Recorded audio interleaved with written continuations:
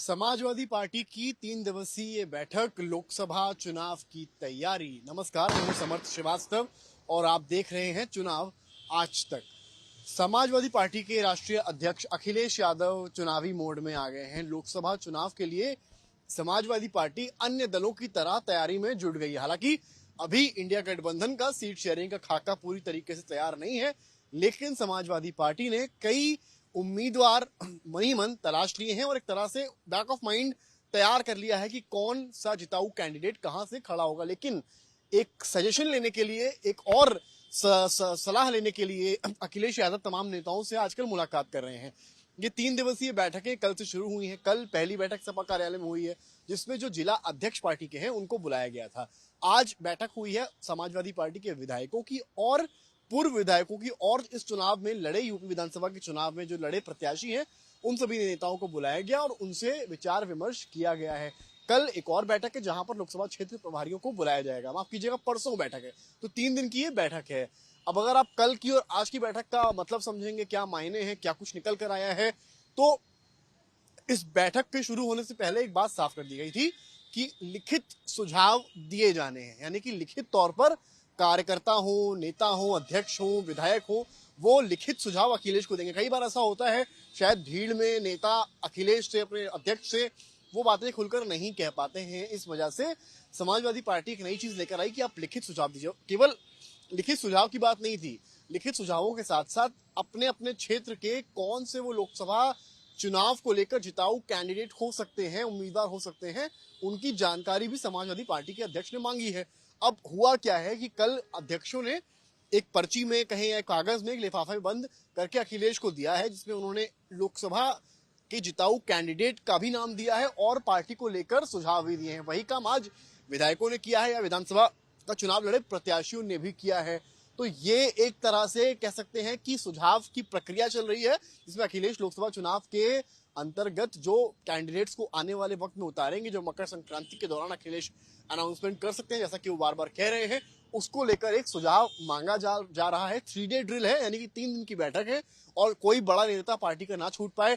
और इसके साथ साथ जो जमीनी हकीकत उनके जिले की है, उनके क्षेत्र की है, या बूथ जो है वहां उनकी है, उसकी जानकारी भी ये सभी नेता अपने अपने क्षेत्र, अपने अपने जिलों से, अपने अपने लोकसभा क्षेत्रों से अखिलेश यादव तक पहुंचाएंगे। यही मुद्दा, यही एजेंडा इस 3 दिवसीय बैठक का रहने वाला है। चर्चा इस बात की है कि इन्होंने कैंडिडेट्स के नाम भी दिए हैं और पार्टी कहां गलत कर रही है, कहां सही कर रही है, उसकी जानकारी भी दी है। अगर आप आज की बैठक की बात करेंगे तो आज एक और मुद्दा उछला है, वो है स्वामी प्रसाद मौर्य के ऊट पटांग बयानों का, जिससे कि तमाम सपा के विधायक नाराज हैं।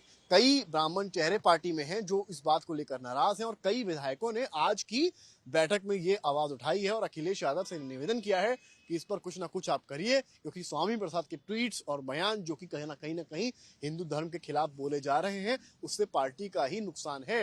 हालांकि अखिलेश यादव ने इन सभी नेताओं को आश्वासन दिया है और ये कहा है सूत्रों के मुताबिक कि ऐसी चीजें रिपीट नहीं होंगी। और अखिलेश यादव ने जो लाइन पहले भी बोली है वो आज भी रिपीट करी है कि पार्टी में किसी कार्यकर्ता को, विधायक को, प्रवक्ता को किसी भी धर्म के खिलाफ कुछ भी बोलने का हक नहीं है। समाजवादी पार्टी सोशलिस्ट है और वो हर धर्म का सम्मान करती है। ये लाइन अखिलेश यादव ने आज भी कही है और पहले भी कई मौकों पर मीडिया के सामने भी अखिलेश यादव कहते आए हैं। तो अगर ये माना जाए कि अब स्वामी प्रसाद मौर्य इस तरह के बयान नहीं देंगे तो ये काफी दिलचस्प होगा कि क्या असल में स्वामी मौर्य की तरफ से अब इस तरह के बयान नहीं आएंगे। लेकिन लोकसभा चुनाव के लिए ये तैयारी काफी खास मानी जा रही है, ऐसे वक्त में जिस वक्त सीट शेयरिंग का मसला फंसा हुआ है।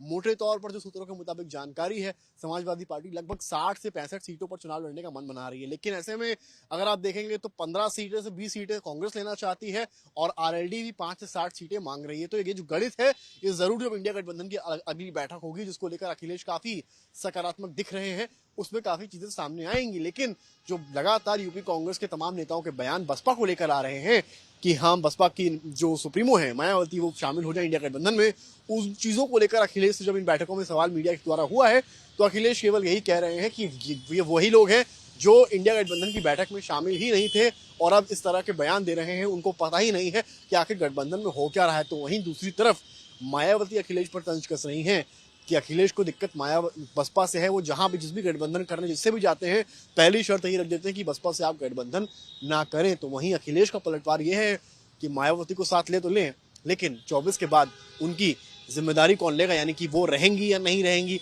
इसकी जिम्मेदारी कौन लेगा। फिलहाल ये 3 दिन की बैठक काफी दिलचस्प है। मोटे तौर पे लोकसभा चुनाव की तैयारी है, प्रत्याशियों को किनको खड़ा किया जाएगा उसकी तैयारी है, और ये नया तरीका है लिखित रूप से लिफाफे के माध्यम से कार्यकर्ता, नेता, विधायक अपनी बात अखिलेश यादव तक पहुंचाते नजर आ रहे हैं। अब देखना यह है कि इस नई तकनीक का, इस नए प्रक्रिया का कितना फायदा समाजवादी पार्टी को आने वाले लोकसभा के चुनाव में मिलता है। कैमरामैन संदीप दुबे के साथ समर्थ श्रीवास्तव, लखनऊ, चुनाव आज तक।